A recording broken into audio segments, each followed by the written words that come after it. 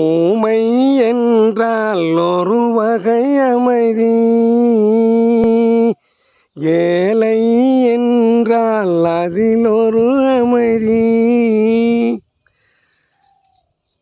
நீயோ பேடு பண்பாடும் ஆனந்த குயில் பேடு, ஏனோ தெய்வம் சதி செய்தது, பேதை போல விதி செய்தது. கண்ணே கலைமானே கன்னிமகிழென கண்டேன் உன்னை நானே, அந்தி பகல் உன்னை நான் பார்க்கிறேன், ஆண்டவனே இதைத்தான் கேட்கிறேன்.